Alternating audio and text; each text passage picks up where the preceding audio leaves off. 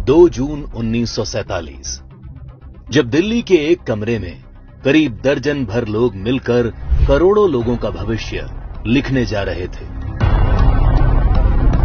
करीब 1.5 दशक से मुस्लिम लीग जिस पाकिस्तान की रट लगा रही थी, वो आज कागजों में उनके सामने सच होने जा रहा था।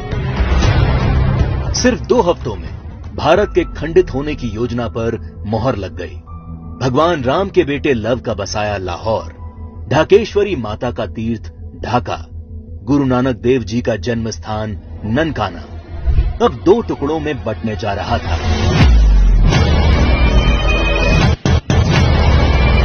और अगर कोई इस विभाजन की योजना से अनभिज्ञ था, तो वो थी भारत की मासूम और निर्दोष जनता, जिस पर यह विभाजन कहर बनकर टूटने वाला था। 1947 को अंग्रेजों द्वारा किया विभाजन देश का पहला विभाजन नहीं था।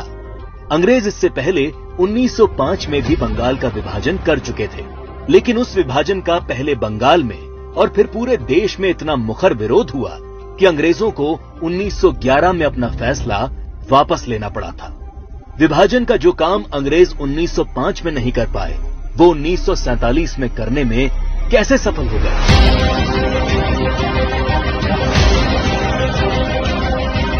तो जो बात 1905 के बंगाल को 1947 के भारत से अलग बनाती है, वो है कांग्रेस पार्टी, मुस्लिम लीग और भारतीय कम्युनिस्ट।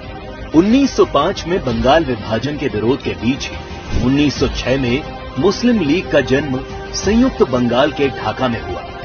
बंग भंग आंदोलन के बाद जन्मी मुस्लिम लीग ने 1909 में मार्ले मिंटो सुधार के नाम पर पृथक निर्वाचन प्रणाली मांग से शुरू करके अगले 30 साल में अलग इस्लामिक राष्ट्र पाकिस्तान के नाम पर भारत को मजहब के नाम पर बांट कर रख दिया। 1920 के तुर्की के खलीफा के समर्थन में चलाए गए कांग्रेस के खिलाफत आंदोलन ने मुस्लिम कट्टरपंथियों को यकीन दिला दिया कि वे अपनी गैर जरूरी मांग पर भी कांग्रेस के नेतृत्व को मना सकते हैं। इसके बाद 1930 में अल्लामा इकबाल ने पहली बार मुस्लिम लीग के अधिवेशन में अलग इस्लामिक राष्ट्र की रूपरेखा रखी। इकबाल की कल्पना के इस अलग इस्लामिक देश के लिए पाकिस्तान नाम सबसे पहले चौधरी रहमत अली ने प्रयोग किया। जब 1933 के तीसरे गोलमेज सम्मेलन में चौधरी रहमत अली ने पाकिस्तान अभी नहीं तो कभी नहीं नाम के पर्चे बांटे और करीब 7 साल बाद 1940 में लाहौर अधिवेशन में मुस्लिम लीग ने पहली बार पाकिस्तान नाम के अलग इस्लामिक देश का प्रस्ताव पास किया और 1947 में 10 लाख लोगों की लाश पर चढ़कर एक अलग इस्लामिक देश बना लिया।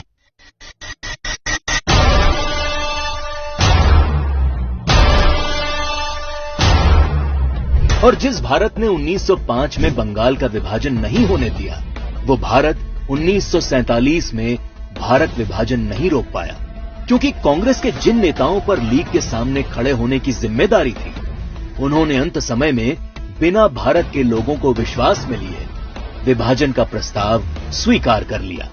देश तोड़ने के इस खेल में एक हिस्सा भारत के कम्युनिस्टों ने भी निभाया। जब कम्युनिस्ट नेताओं ने भारत को 14 राष्ट्रों का समूह बताते हुए भारत विभाजन को मुस्लिम राष्ट्र के आत्मनिर्णय का अधिकार बता दिया। साल 1945 में अग्रणी कम्युनिस्ट सिद्धांतकार कॉमरेड जी अधिकारी ने मुस्लिम लीग की मांग को न्याय संगत बताते हुए एक थीसिस दी।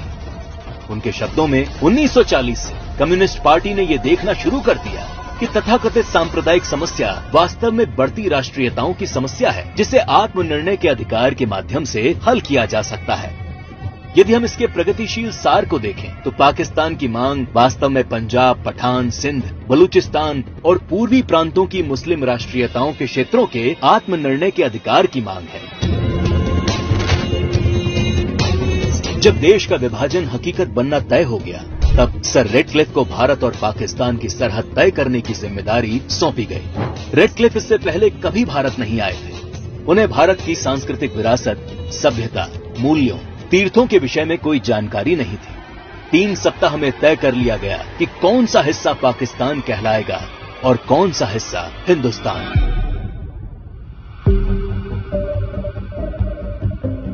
सदियों से एक जैसे इतिहास, भाषा, बोली, खान पान लिए रह रहे लोग, गांव और शहर रातों रात दो देश बन गए। करीब 1.5 करोड़ लोग रातों रात बेघर हो गए और करीब 10 लाख से अधिक लोग इस विभाजन के नाम पर काल के गाल में समा गए।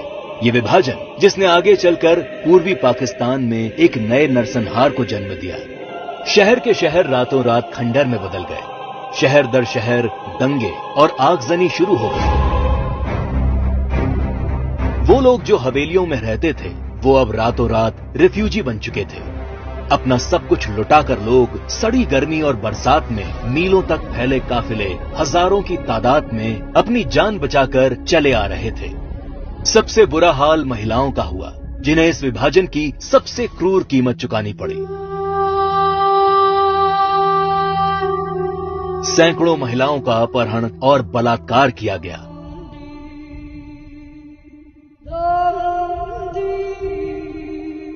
उन्नीस 1940 के दशक में भारत की ही भांति नरसंहार झेलने वाले यहूदियों की विभीषिका को आज पूरा संसार जानता है।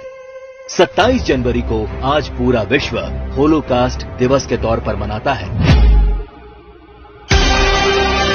लेकिन इस विभाजन की कभी न भूली जा सकने वाली त्रासदी को भारत की ही पूर्व की सरकारों ने कभी याद करने की कोशिश नहीं की।